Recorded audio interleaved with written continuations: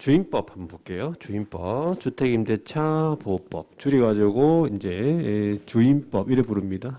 주임법, 주택임대차 보호법인데, 자 일단은 첫 번째가 뭐가 나오냐면은 서설이라 해가지고 도입 배경을 한번 잠시 설명을 드리면 이 주택임대차 보호법을 도입하게 된 배경입니다. 배경. 임대인은 빌려주는 사람이죠. 임대인. 그럼 누가 있습니까? 임차인이 있을 거 아니에요, 그죠? 임대인하고 임차인 이 두 사람 간에 민법에서 말하는 민법에 따른 임대차 요 계약이 체결됐다. 그러면은 이거는 채권입니까? 물건입니까? 채권이죠. 이거 채권입니다. 물건 아니에요. 물건. 이건 채권 계약인 거예요. 그래서 민법상의 임대차가 만약에 체결이 됐다. 그렇죠? 요거는 채권 계약으로서 임차인에게는 뭐가 생긴 겁니까? 뭐가 생긴 거죠? 임차인에게는? 네? 임차권이 생긴 거죠, 여러분들. 어렵게 생각하지 말고 임차권, 그 임차할 수 있는 권리가 생긴 거잖아요. 임차인에게는 임차권이라는 권리가 생긴 거예요. 임차권, 그렇죠? 네, 요거. 그런데 요 임대인이 임차인한테 아무 말도 안 하고 이 임차 건물을 팔아도 됩니까? 말 안 하고 임차인한테 말 안 하고 이걸 그냥 팔아도 됩니까? 됩니다. 그리고 임대인이 돈을 못 갚아가지고 경매에 넘어갈 수도 있겠죠. 그래서 이 임차 주택이 양도되거나 경매에 넘어갔어요.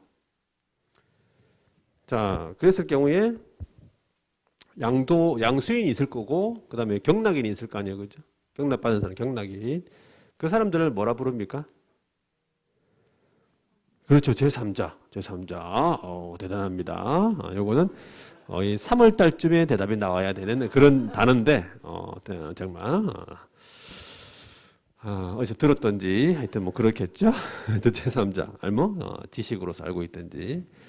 자, 그런데 이 임차권은 중요한 게, 누구한테 이 임차인이 임차권을 누구한테 주장할 수 있는 거죠? 요 임차권은 임대인에게만 주장할 수 있어요. 임대인에게만 주장할 수 있어요. 계약 당사자에게만 이 임차권을 주장할 수 있어요. 따라서 제3자에게는 주장할 수 있다 없다? 네, 주장할 수 없다 그 말이에요. 임차권은 제3자에게는 주장할 수 없어요. 네, 임대인에게만 주장할 수 있기 때문에. 그러면 임대인이 임차주택을 양도하거나 경매에 넘어갔을 때, 자, 경락인이나 양수인을 제3자라고 그러죠? 그러면은 이 임차인은 이 제3자에게 대항할 수 있습니까? 대항할 수 없다는 거예요. 소위 말하면 이제 양수인이 와가지고 방을 빼라 그러면 어떻게 해야 돼요? 방을 빼야 돼요. 나가야 돼요. 방을 빼러 나가야 돼요. 나가서 어디 가야 됩니까? 다리 밑에 이제 가야 되는 거지. 뭐, 별 수 있나, 그죠? 뭐, 다리 밑에. 옛날에 그런 말 많이 했죠, 여러분들? 다리 밑에 가니까, 그런 사람들이 많이 모여서 살고 있더란 얘기지. 그래서, 그런 것들을, 보장하기 위해서 만든 것이 이제 요 주임법이다. 그래 보시면 돼. 그래서 요 양도 경매됐을 때는 제3자에게 주장할 수 없기 때문에, 보증금을 반환받지 못한다. 그 뜻이죠. 보증금을 반환받지 못한다. 그래서 이러한 문제 해결하기 위해서 만든 것이 민법의 특례 규정으로 만든 것이에요. 민법에 있어서의 특례 규정으로 만든 것이 일단은 주임법이다. 그래 보시면 돼요. 자, 그러면 본격적으로 이제 시험 나오는 건 여기서부터예요. 여기서부터 2번에 보시면 적용 범위, 이 주임법에 적용되는 범위가 있는데 첫 번째가 누구를 보호해 줄 것이냐, 보호 대상이 있어요. 보호 대상. 자연인. 인간은 크게 자연인하고 뭐로 나뉩니까? 법인으로 나뉘죠. 또 혹시 더 도신으로 나뉜다고 생각할까봐 어떤 학원 가니까 진짜 도신이라고 이쯤에서 한 11월 달쯤에 도신이라고 얘기가 나왔었어요. 자연인과 뭐로 나뉜다? 네, 법인으로 나뉘어요. 그래서 자연인을 보호하는 게 원칙이에요. 이 주임법은.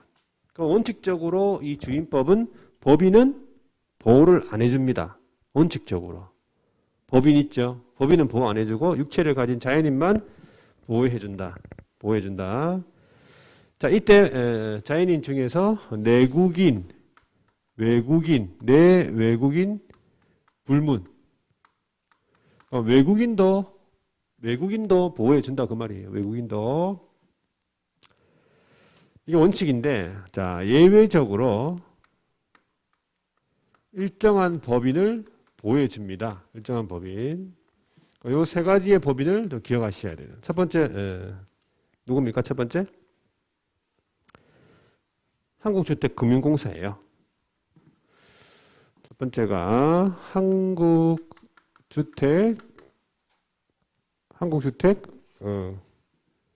한국주택금융공사.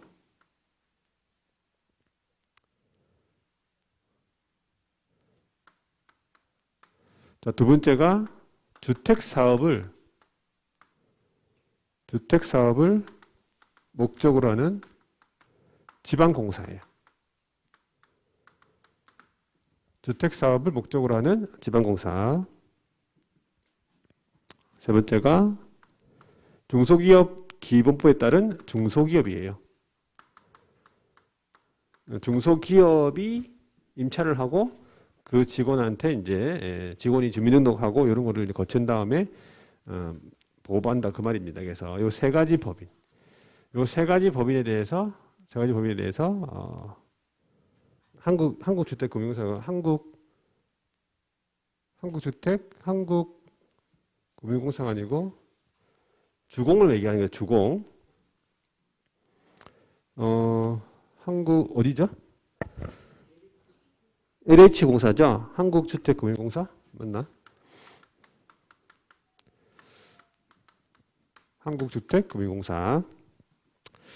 자, 그 다음에 두 번째가 적용되는 주택이에요. 적용되는 주택.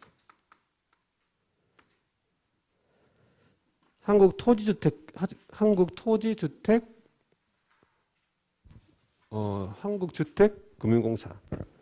잠깐만, 이게 LH공사인데 그죠? LH공사가 정확한 명칭이 뭐죠? 토지가 들어가 있죠. 한국토지주택공사예요, 그죠? 한국주택금융공사는 아니고 이거는 한국토지주택공사예요. LH공사가. 그렇네. 그죠? 한국토지주택공사. 자, 주택금융공사는 어디서 나올까? 그러면 그것은 아마 결혼해서 나올 거예요, 여러분들. 결혼해 가면은 혹시 들어본 적 있는지 모르겠는데. 그렇죠? 한국토지주택공사네. 주공. 토지. 그래서 이걸 기억하셔야 돼. 자, 적용되는 주택 이 부분에서 첫 번째가 주거용 건물, 주거용으로 사용되는 주거용 건물의 전부 임차해도 되고 전부 또는 일부. 주거용으로 사용되는 건물의 전부 또는 일부, 그러니까 일부라도 적용이 된다는 사실이고, 두 번째는 임차한 주택 일부를 어떻게 하는 거예요? 네, 일부를 주거 외 목적으로 사용하는 경우 적용됩니다. 임차 주택의 일부를 주거 외의 목적으로. 그렇죠?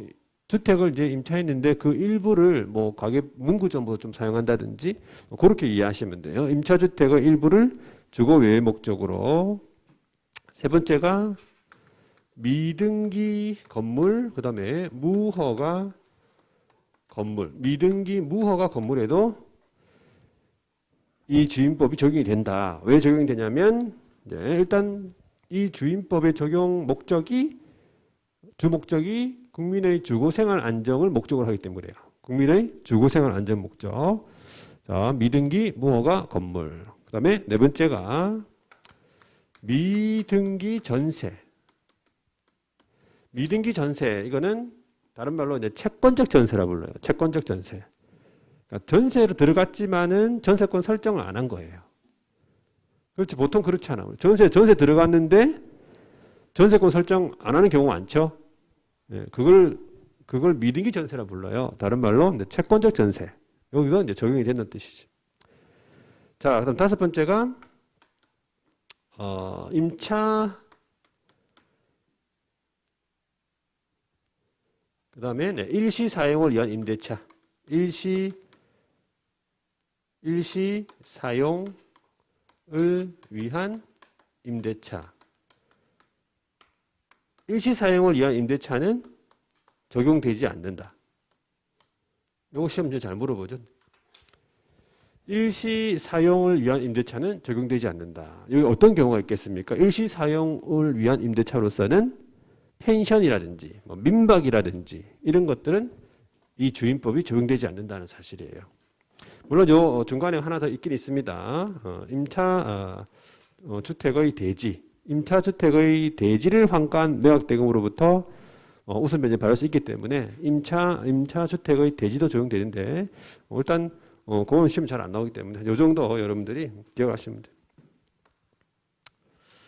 그래서 요 적용되는 범위부터 바로 우리 시험 지문에 하나씩 들어가는 거예요. 적용되는 범위 기억을 하시면 되고, 자, 그 다음에 이제 우리가 보통 주택 임대차 들어갈 때, 자, 임차인 입장이다. 임차인 입장에서 이걸 생각하면 더 잘 머릿속에 들어옵니다. 임차인 입장에서.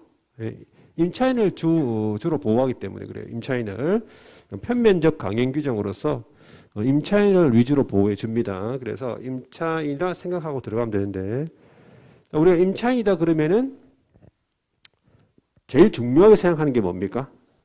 임차인으로서? 없고. 임차인은 가장 중요한 건 돈 아니겠습니까? 보증금이에요. 임차 보증금을 회수를 잘 할 수 있느냐. 그렇죠? 임차 보증금 보장이 돼야 됩니다. 그게 제일 첫 번째예요. 그 전재산인데 그걸 못 받으면 안 되잖아요. 그죠? 보증금 회수. 그 다음에 두 번째 중요한 게 뭡니까? 기간 보장이에요. 기간. 막 조금 살다가 막 이사 가야 되고 그러면 안 되잖아요. 그죠? 기간 보장. 그래서 크게 중요한 게 두 가지예요. 기간이랑 보증금이에요. 보증금인데 일단은 보증금 보장은 오늘 안 할 거고 기간에 대해서는 자, 세 번째가 기간을 볼게요. 임대차 기간. 임대차 기간은 어떻게 이제 주임법에서 보장하고 있느냐 그 말이에요. 일단은 기간을 정하지 않는 경우 있을 수 있어요. 기간을 정하지 않았다. 미지정이겠죠. 기간을 정하지 않는 경우 미지정이에요. 그럴 수도 있겠죠. 기간을 정하지 아니하거나 아니면은 2년 기간을 정하지 아니하거나 2년 미만으로 정했다. 자, 그러면 이것을 주임법에서 몇 년으로 보냐면 2년으로 봅니다. 결과적으로 주임법에서는 2년을 보장해 준다는 뜻이에요. 2년.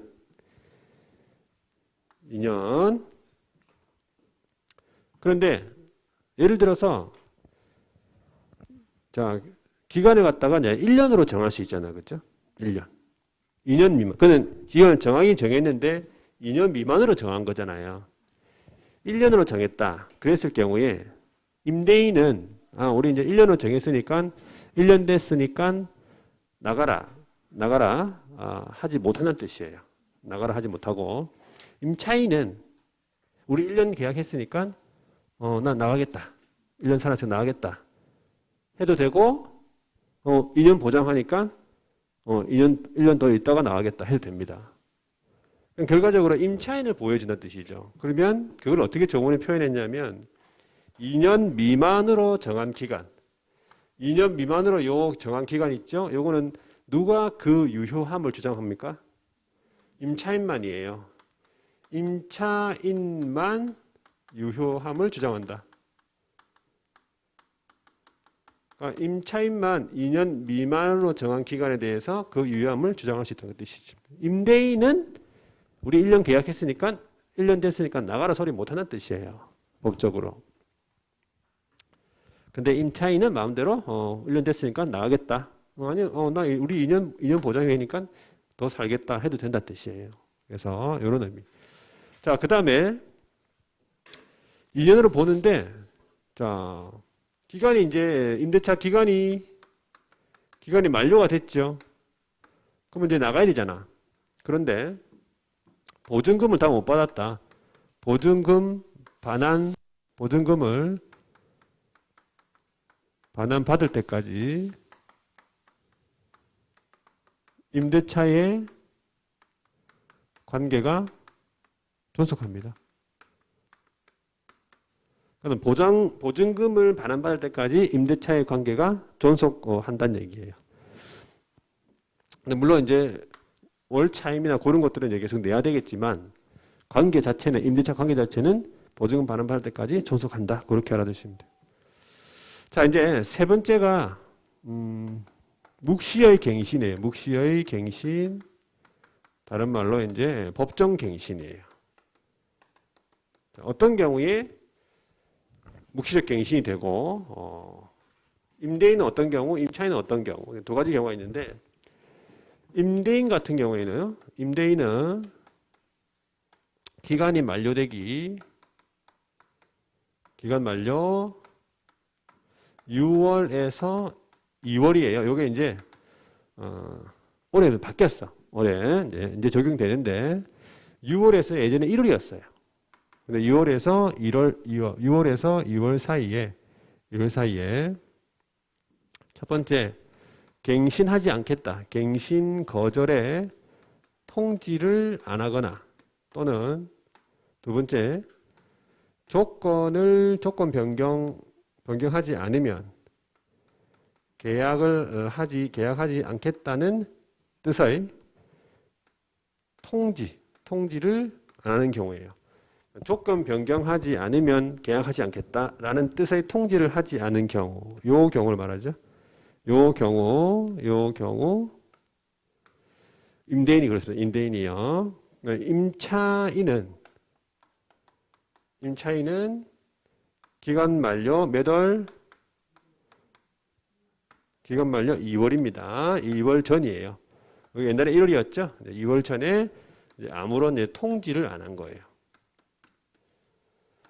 그러니까는 임대인은 기간 만료 6월에서 2월 사이에 갱신 거절 통지를 안 하거나 아니면 조건 변경하지 아니하면 나는 계약하지 않겠다. 조건 변경하지 않으면 계약하지 않겠다는 뜻의 통지를 하지 않은 경우 말이에요.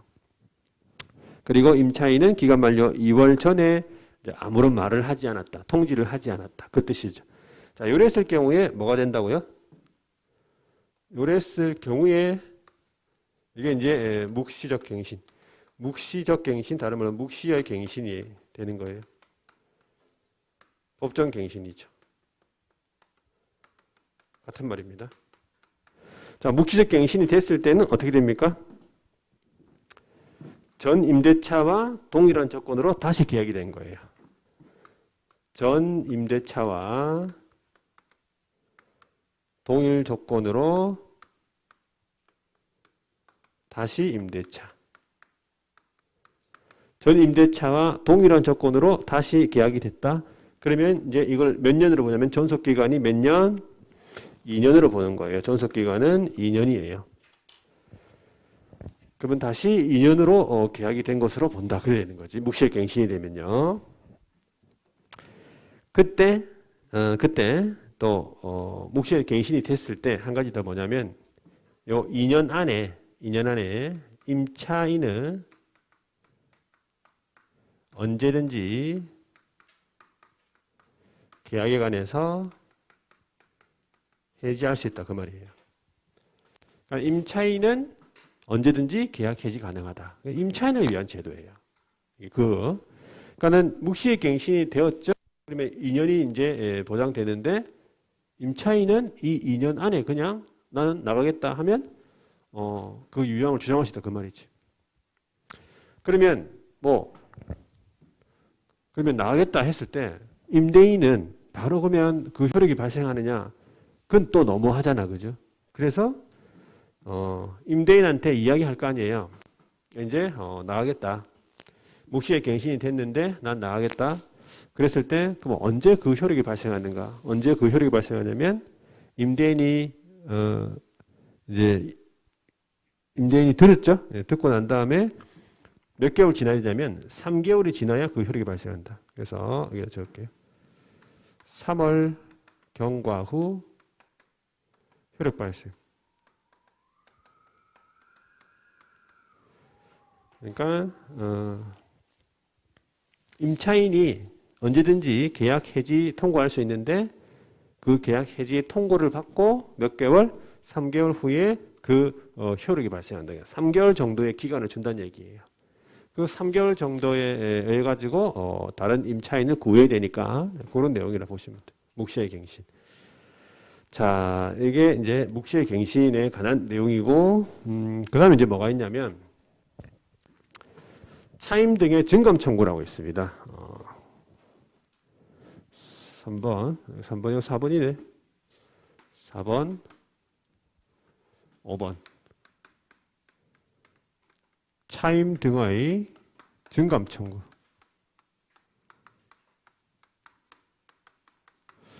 자, 차임 등의 증감 청구권이라는 규정이 있는데 차임 등에 대해서 그러니까 차임 등이라고 하면 차임하고 보증금을 말해요. 차임 등에 대해서 증감이라는 얘기는 증액 청구, 그다음에 감액 청구를 얘기하겠죠. 보통은 증액 청구 누가 합니까? 증액 청구는 임대인이 증액 청구하고 감액 청구는 임차인이 하려고 하겠지. 그래서 이 주어가 뭐냐면 이 주어가 감액 등의 증감 청구권에서 주어는 당사자예요. 당사자. 이 당사자는 누굽니까? 임대인, 임차인 말하는 거죠. 그래서 당사자는 조세라든지 공과금, 부담의 증감, 그 밖에 부담의 증감, 그다음에 경제 사정의 변동,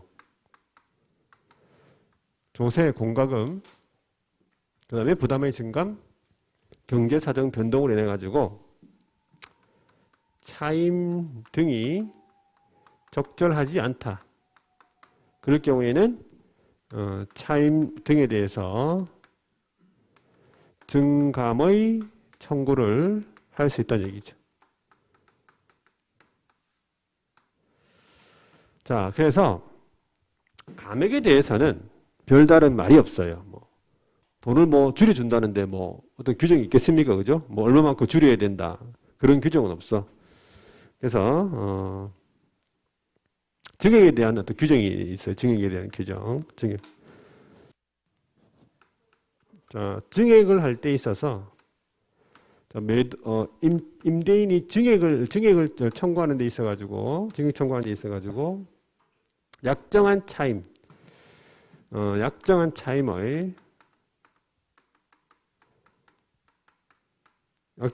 등의 20분의 1을 초과할 수 없습니다.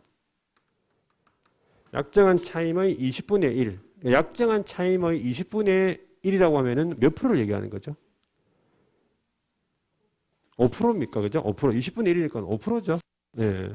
약정한 차임의 20분의 1을 초과할 수가 없고. 증액을 했죠. 증액 후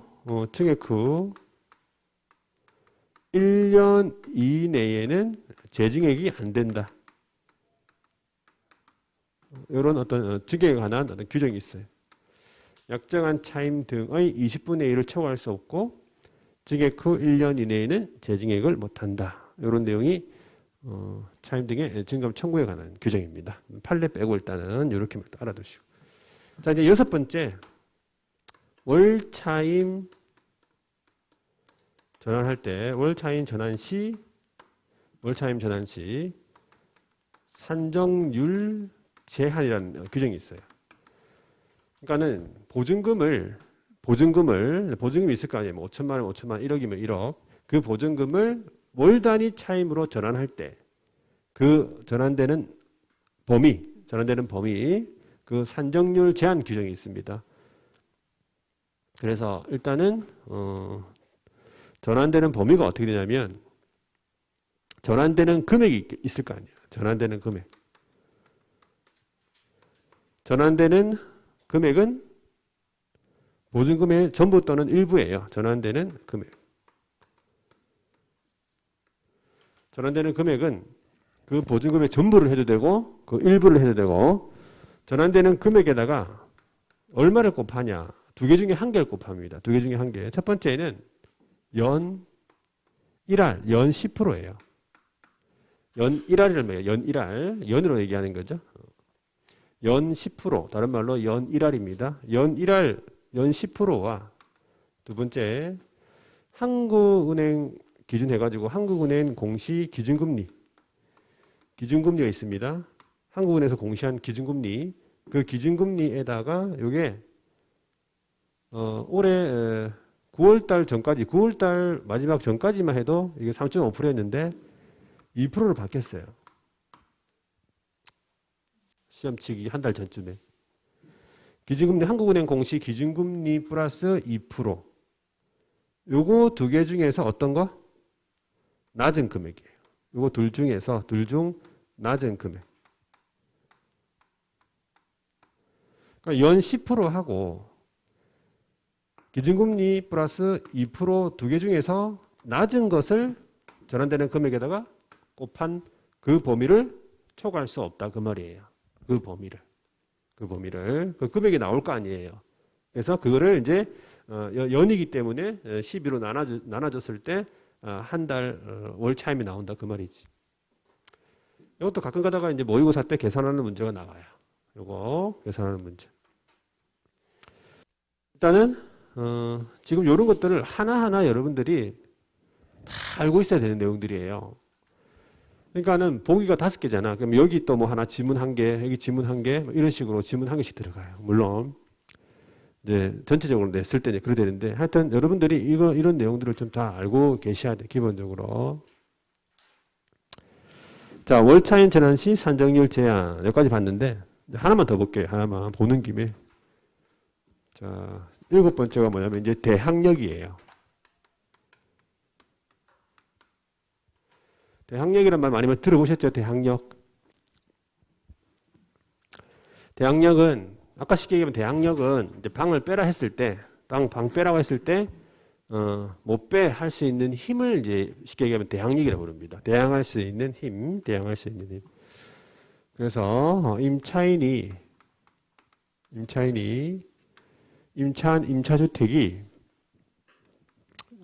임차주택이요. 양도되거나 또는 경매 처분되었을 때 양수인하고 경락인 가리켜서 뭐라 부른다고 할까? 제3자라고 했죠. 그러면 제3자에게 대항할 수 있는 힘, 제3자에게 임대차 주장할 수 있는 힘을 뭐라 부릅니까? 대항력 이래 보시면 돼요.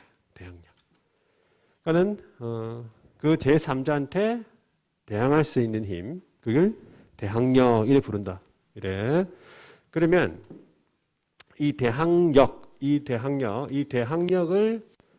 갖추기 위한 요건을 뭐라 부르냐면 대항요건 이래 불러요.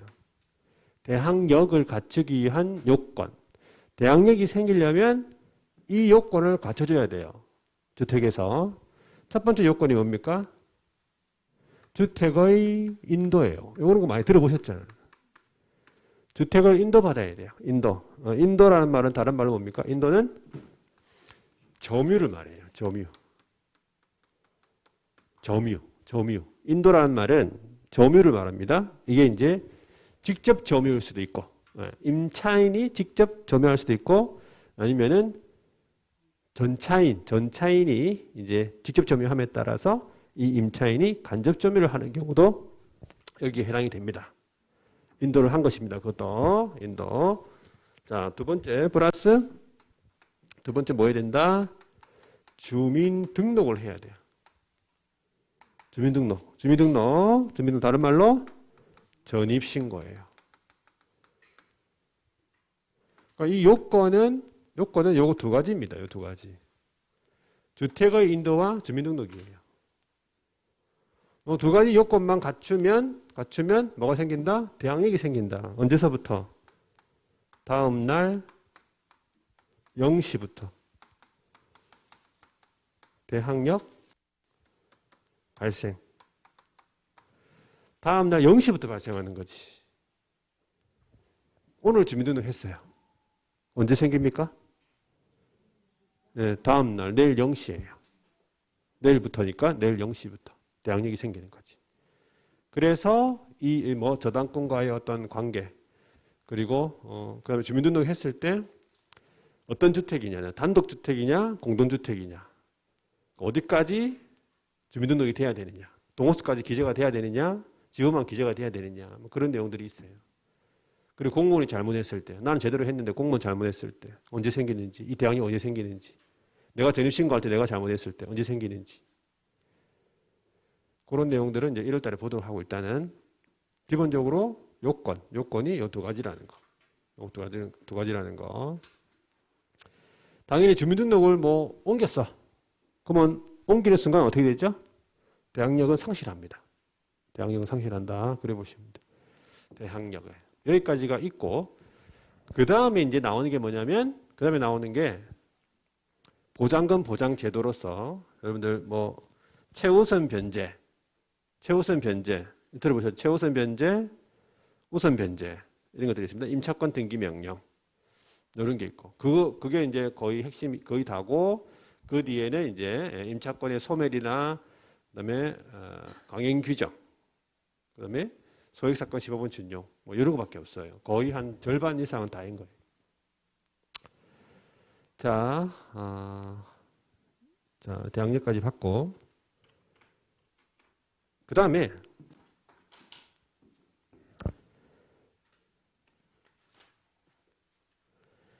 주택임대차 보호법이 표를 일단 정리가 되어 있죠. 예, 물론 계약갱신, 주택임대차에서 새로 신설된 부분이 올해 계약갱신 요구권 신설이 됐는데, 일단은 제가 칠판에 적은 거 있죠? 예, 저 정도 여러분들 좀 기억하시면 되고, 요거와 비교해서 상가는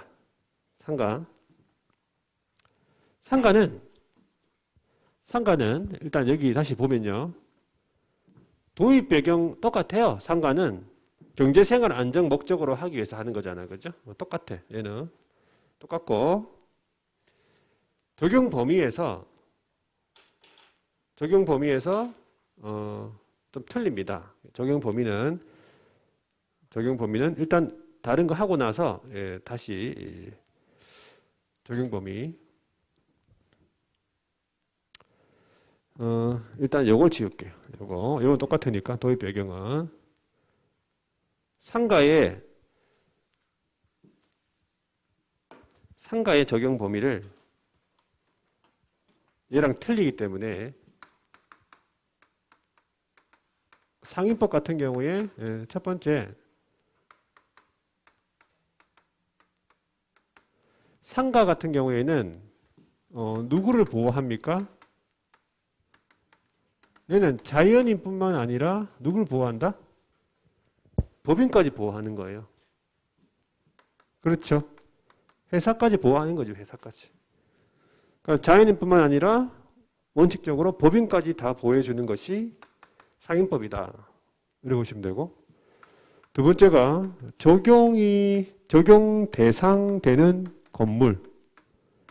적용 대상 건물 요거 기억하셔야 되는데 첫 번째가 사업자 등록의 대상이 되는 영업용 건물이에요.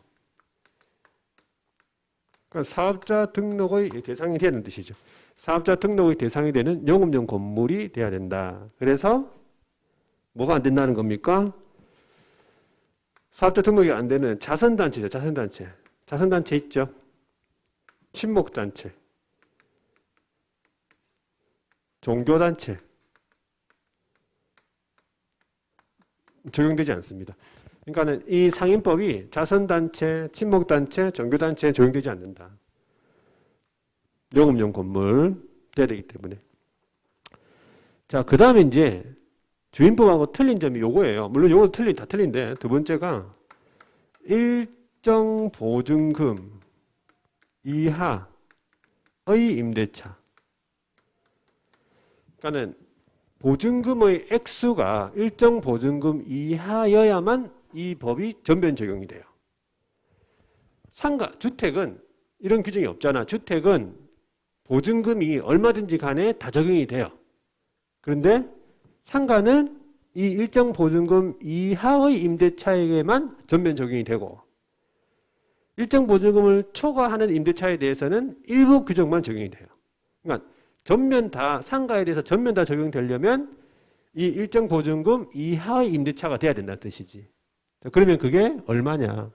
지역에 따라 틀립니다. 자, 첫 번째 서울.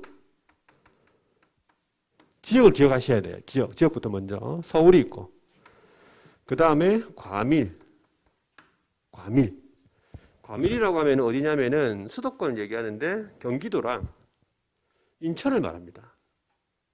서울은 여기 올라갔고 이미 서울은 여기고 서울 빼고 여기 과밀이라고 하면은 경기도하고 인천 말이에요. 경기도하고 인천 물론 경기도에서 일부 지역은 제외되지만 일단 과밀 그 다음에 여기에 부산이 들어갔어요. 부산도 이 두 번째예요. 지역입니다. 세 번째는 그 밑에 지역이 어디겠어요? 당연히 광역시겠지. 광역시에다가 이제 경기도 일부 경기도 보면은 안산, 용인, 김포, 광주. 안산, 용인, 김포, 광주. 세트로 외웁니다. 안산, 용인, 김포, 광주. 그 다음에 화성, 파주, 세종. 세종시 아시죠? 세종시 아시죠? 화성, 파주, 세종. 광역시랑 부산 빼고 부산 여기 있으니까 광역시, 안산, 용인, 김포, 광주, 경기도 광주, 화성, 파주, 세종시. 세 번째 지역입니다. 자, 네 번째 지역이 그 밖에 군지역, 시지역, 군지역 있죠? 그 외에 나머지 지역이에요. 그러니까 지역부터 먼저 여러분들이 암기하셔야 돼요. 이런 거 외울 때는 지역. 서울은 그냥 서울 하나밖에 없으니까 외울 거 없죠? 과밀, 부산 여기 들어갔다는 거. 이런 지역들이 총 우리 여기 주인법, 상인법 합쳐서 3개가 나와요. 주택에서 안 했지만 주택에서 보면은 주택에서 최우선 변제할 때 지역이 나와요. 최우선 변제할 때 거기도 마찬가지죠. 보증금의 어떤 지역에 따라서 보증금의 어떤 금액에 따라서 이렇게 최우선 변제되는 받는 금액이 틀립니다. 그래서 거기 하나 있고 그 다음에 상가에서도 최우선 변제가 있고 그 다음에 상가에서 요 적용 범위 있고 총 3개입니다. 이 지역 구분하는 거. 3개가 다 틀립니다. 이 지역이. 그래서 헷갈리는 부분인데 서울 같은 경우에는 얼마냐면은 9억 이하예요. 9억 원 이하, 9억 이하. 그러니까 서울에서 이 상가가 9억 원을 초과했다. 그러면은 이 상인법이 전면 적용되지 않습니다. 상인법 중에서 일부만 적용이 돼요. 그 일부만 적용되는 것도 나중에 외워야 되는 건데 일단은 9억 원 이하. 그 다음에 과밀 부산은 6억 9천 이하. 그 다음에 그 밑에 광역시하고 안산, 용인, 김포, 광주, 화성, 파주, 세종이 5억 4천 이하. 그 다음에 그 밖에 지역이 3억 7천 이하. 그래서 상임법에서는 이런 적용 범위에서 지역에 따른 일정 보증금 이하 임대차에게만 적용이 된다. 전면 적용된다는 거. 요 금액을 초과해가지고 임대차 계약 체결할 수 있잖아. 그럴 경우에는 일부의 규정만 적용이 돼요. 그러면 그 일부 규정도 알아놔야 될 거 아니야. 그러니까 그게 시험 문제 물어봤었어요. 이게 해당이 되냐 안 되냐. 그죠? 여기에 넘느냐 안 넘느냐에 따라 가지고 이 규정이 적용되냐, 이 규정이 적용이 되지 않느냐. 그래서 요 금액을 먼저 애우고 요 금액을 지역에 따라서 그다음에 요 금액을 초과해도 되는 규정을 애워야 돼요. 그러면 초과해도 되는 규정 애워놓으면 나머지 규정들은 초과하면 적용되지 않는 것들이니까. 그래서 일단은 요거 애워두고. 자, 그 외에 얘랑 똑같아. 미등기 전세라든지 이런 게 다 적용됩니다. 미등기 전세 그리고 일시 사용을 위한 임대차. 얘도 마찬가지. 일시 사용을 위한 임대차는 적용 안 되잖아. 그러니까 일시적으로 예를 들어 재고 정리하기 위해서 일주일 동안 잠시 상가 빌리는 거 그거는 상임법 적용되지 않는다. 똑같아요. 요거 두 개 규정은 똑같다. 여기 들어갑니다. 똑같이. 자, 그래서 일단은 그렇게 보시면 되고 그 다음에 이쪽으로 오면은 임대차 기간에서 상임법 같은 경우에는 임대차 기간이 다른 거 다 똑같은데 여기서 2년이 아니고 몇 년입니까? 상임법은 1년입니다. 1년. 상임법은 1년이에요. 그거만 고치면 돼. 2년이 아니고 여기 1년이에요. 여기 1년이에요. 1년 보장이에요. 1년 보장. 자, 그리고 묵시행갱신 같은 경우에는 따로 상임법에는 묵시행갱신이라는 규정이 따로 없고 계약갱신 요구에서 이제 요 관련 규정이 있는데 일단 묵시행갱신 규정이란 이 규정 자체는 따로 없습니다. 따로 없고. 그 다음에 이쪽으로 오면 차임 증감 청구권에서 자 상가에서 이제 올해 중간에 이제 새로 신설된 좀 추가된 부분이 뭐냐면 요까지 똑같아요. 당사자는 조세 공과금 부담의 증감 요까지 똑같은데 요 앞에 이제 뭐가 들어가 있냐면 상가에서는 1급 감염병이 들어가 있어요. 그러니까 구체적으로 지금 이 코로나 때문에 이게 이제 만든 거예요. 이게 상가에서 1급 감염병 등 경제사정 변동 이렇게 돼 있어요. 조문 자체가. 그러니까 주택은 그냥 이렇게 돼 있는데 상가는 1급 감염병 등 경제사정 변동. 자, 그러면 1급 감염병엔 여러 가지 병이 많이 있습니다. 보니까 14가지인가 정도의 병이 있어요. 그 조문에 보면은. 기본적으로 여러분 그 전에 있었던 메르스도 있고 사스도 다 있어요. 신종플루까지 다 뭐 그 안에 다 들어가요. 1급 감염병에. 그 외에도 뭐 콩고 뭐 이렇게 뭐 출혈열이라든지 마모그열이라든지 여러 가지 많이 있더라고요. 그걸 뭐 시험에 내지는 않겠지만 그런 1급 감염병을 원인으로 해가지고 어떤 경제사정 변동을 했을 때 차임 등의 증감 청구를 할 수 있다. 그때 증액 청구할 때 자, 약정한 차임의 20분의 1이 아니고 저번에 뭐라 했냐면 100분의 5 이래 돼 있어요. 100분의 5나 20분의 1이나 같은 거 아닙니까? 5%예요. 예전에는 100분의 9 돼 있었어. 근데 이제 100분의 5. 자. 그래서 여기에서 이제 조문이 이제 추가된 부분이 이 부분이 추가가 되고 하나 더 이제 추가된 게 뭐냐면 1급 감염병을 원인으로 해가지고 이제 감액을 해줬어. 감액을. 그죠? 1급 감염병 때문에 경제 사정이 좀 어려워서 감액을 해줬다. 네, 예를 들어서 500만 원에서 월 차임이 500만 원에서 감액을 해가지고 300만 원으로 했다. 감액에 대해서는 규정이 없어요. 감액에 대해서는 얼마 규정 그런 게 없어. 증액만 100분의 5인데 자, 500만 원에서 300만 원으로 감액을 해줬어. 그래가지고 이제 임차인이 좀 이제 부담이 덜해졌죠. 그래가지고 다시 경제 사정이 이제 1급 감염 원인으로 해서 다시 이제 없어져가지고 경제 사정이 좋아졌죠. 그래가지고 다시 이제 증액 청구하는 경우 임대인이 다시 증액 청구할 거 아니에요. 그때 증액 청구할 때 감액 전 증액된 금액이 감액 전 차임에 달할 때까지 이 말이에요. 증액된 차임이 감액 전 차임의 금액에 달할 때까지. 그러니까 원래 500만 원이었잖아요. 이거는 300만 원으로 내렸죠. 근데 다시 500만 원이 될 때까지, 월 차임이 500만 원이 될 때까지 이 말이죠. 감액 전 차임의 금액에 달할 때까지, 다시 500만 원이 될 때까지 뭘 적용하지 않느냐면 이 100분의 5를 적용하지 않는다는 뜻이에요. 100분의 5를 적용하지 않겠다. 이게 이제 새로 신설되고 요거 때문에 파란색이 이제 상인법인데, 그러니까 1급 감염병을 원인으로 해가지고 다시 경제 사정이 이제 좋아졌잖아, 그죠?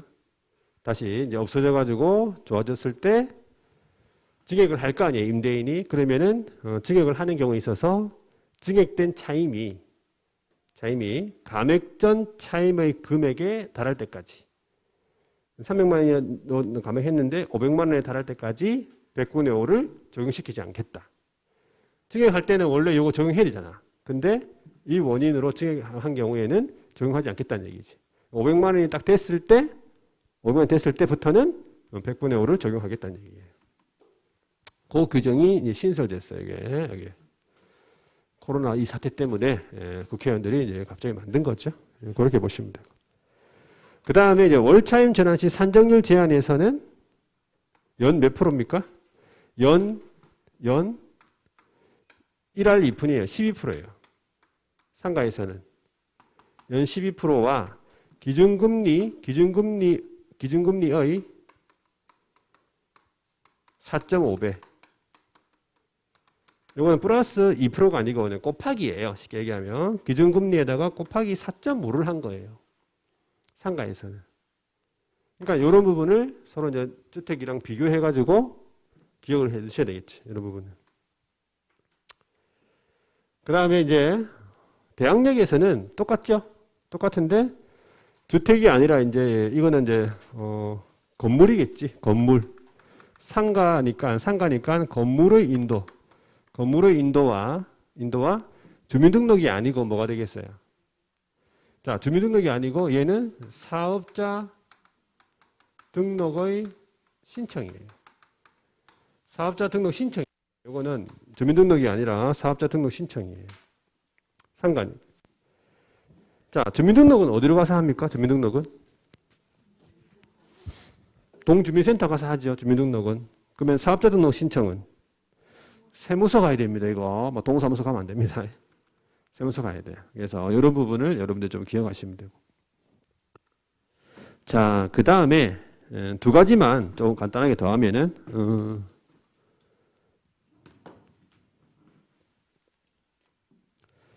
여기다 적을게.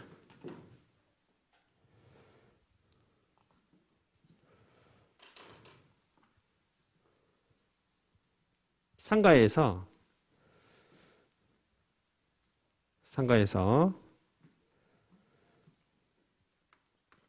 계약갱신 요구라는 게 있어요. 이것도 이제 주택에도 신설된 부분입니다. 계약갱신 요구.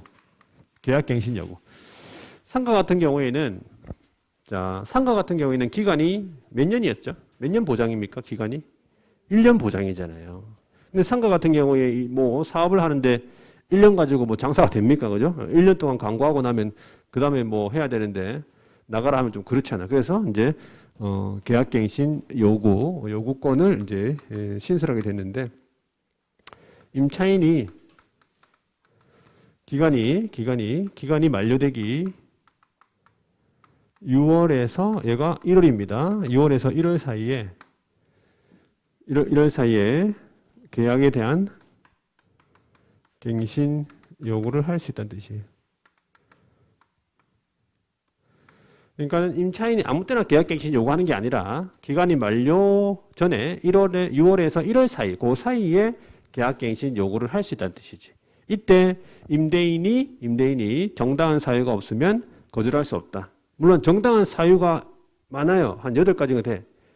그 사실을 알고 있어야 되는데 그건 오늘 안 할 건데 일단 대표적으로 3기에 달하도록 차임 연체했다.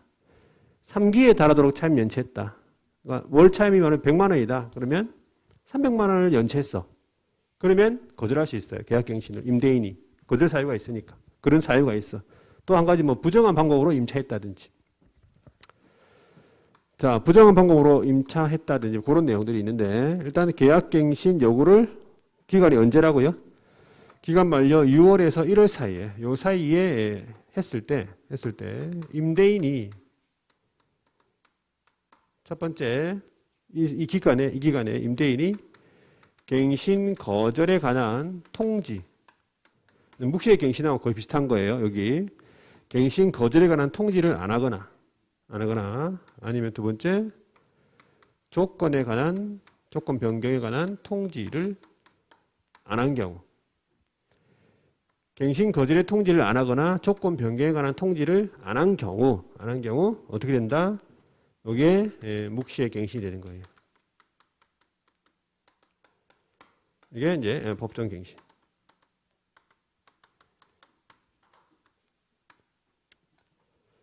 그래서 전 임대차와 동일한 조건으로 다시 계약이 된 것으로 보고 이때 존속기간은 몇 년 상가니까 존속기간은 1년입니다. 선수기간은 1년이고 그 다음에 임차인이 똑같아. 임차인이 언제든지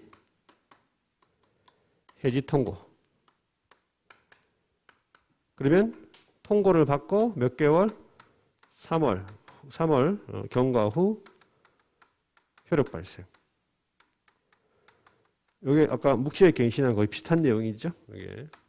여기에 이제 임대인 상가에서 임대인으로서는 이렇게 묵시의 갱신이 들어가 있다 보시면 돼요. 이렇게 물론 이제 거절 사유 아까 잠시 말씀드렸죠. 몇 가지 있고 그다음에 한 가지 더 뭐냐면 상가 권리금 보호라는 게 있어요.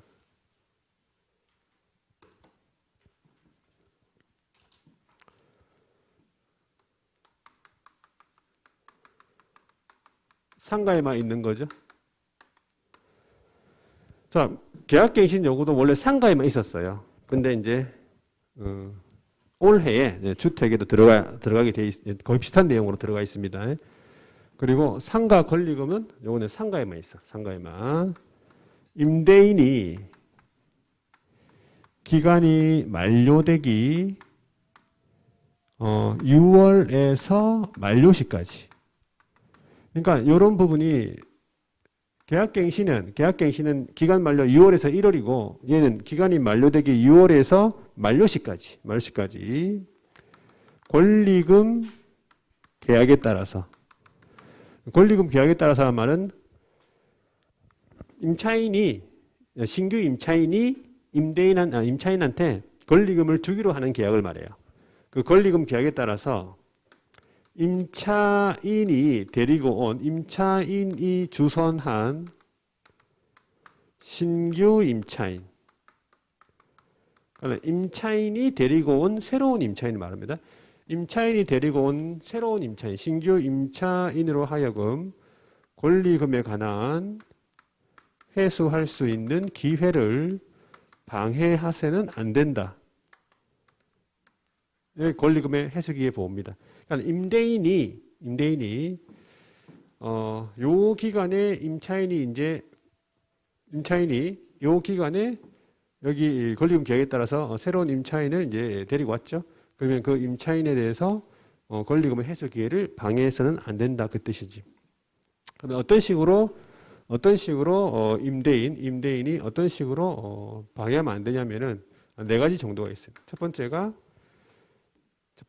임대인이 그 신규 임차인한테 권리금을 내한테 달라 요구를 하는 거예요. 권리금을 요구하거나 아니면 수수하는 행위, 요구 수수. 두 번째는 신규 임차인으로 하여금 지급을 아예 지급 못하게 하는 행위가 있고요. 세 번째가 현저히 고액의 차임과 보증금을 요구한다. 그러니까 신규 임차인한테 현저히 높은 차임과 보증금을 요구하니까 신규 임차인이 임차인하고의 계약을 체결 안 하려고 하니까 보증금을 회수할 수 없는 거죠. 권리금 회수할 수 없는 거죠. 네 번째가 정당한 사유 없이 계약 체결을 거절하는 거죠. 정당 사유가 없이 계약 체결을 거절한다. 그래서 요 네 가지의 경우에 의해 가지고 권리금 회수 기회를 방해하는 행위, 임대인의 방해 행위예요. 방해 행위. 당연히 임대인은 이러한 방해 행위로 인해 가지고 임차인이 손해를 입었다. 그러면은 손해배상 해줘야 됩니다. 자, 그래서 물론 예외인 경우도 있어요. 예외인 경우도. 예를 들어서 그러니까 임대인이 보호해 줄 필요 없는 경우 이 말이지. 신규 임차인이 딱 보니까 돈이 없어 보인다. 그렇죠? 임차인으로서의 의무를 위반할 좀 우려가 있어 보인다. 이런 것들에 대해서는 임차인이 임대인에게 신규 임차인에 관한 뭐 자금력이라든지 의무 이행 의사 능력 이런 것들을 정보를 제공할 의무가 있습니다. 그 정보 제공을 한 것을 보고 임대인이 판단하는 거죠. 그래서 그런 것 있는 경우, 그런 것들 예를 들어서 있는 경우에는 임대인도 권리금의 회수 기회를 보호해 줄 필요가 없다. 이런 예외적인 상황도 있습니다. 자, 그래서 전체적으로 지금 상가에 있는 내용 그다음에 한 거죠. 그래서 한 60% 정도는 주임법 상임법에서 했다 보시면 돼. 일단 보증금 보장 제도 한 네 가지 빼고 네 가지 빼고는 거의 다 했어. 그래서 이거 보니까 양이 어떻습니까? 양이 작진 않죠. 지금 양이 작진 않습니다. 근데 쭉쭉 이렇게 따라오면 하면은 별거 없어요. 별거 없어. 그리고 여러분들이 조금 이제 조금 이제 그래도 이제 뭐 실생활에서도 많이 좀 도움이 되는 부분도 있고 소장님이 이제 되는 경우에 있어서 이제 일을 하는 경우에 있어서 좀 알아야 되는 부분들이에요. 이 부분 전부 다. 그래서 어차피 시험에 나오고 그래서 내가 알아야 되는구나 이런 마음을 가지고 공부를 하셔야 돼. 그래야지 더 잘 애워지고 이해가 됩니다. 그래서 이런 부분을 좀 양이 많네. 그리고 나중에 뭐 해야지 안 됩니다. 그래서 앞에 법령을 이제 공부하는 것처럼 앞에 공인중개사 법령 공부하는 것처럼 이 뒷부분도 공부를 해줘야 돼요. 그래야지 성적이 이렇게 90점 이렇게 나옵니다. 자꾸 이 뒷부분에 부동산 거래 신고라든지 그다음에 이 중개 실무 쪽에 가면은 자꾸 이 부분을 어렵다고 얘기를 많이 하시더라고. 어렵다고. 어려운 이유는 공부를 안 해서 그래요. 어려운 이유는 공부만 하면 됩니다. 그래서 제가 정리한 부분들, 이런 부분들 여러분들 나중에 5월 달쯤 되면은 그 요약집에 다 나올 거예요. 요약집에 요약집 다 있으니까 정리했다가 요약집 보면서 이렇게 애워 나가시면 돼. 자, 주임법 상임법까지 받고 조금 쉬었다가 이제 마지막이죠. 네. 경매 볼 거고 매수신청 대리는 네, 조금만 볼게요. 그죠? 그래서 경매하고 매수신청 대리 요거를 보도록 하겠습니다. 좀 쉬었다 하겠습니다.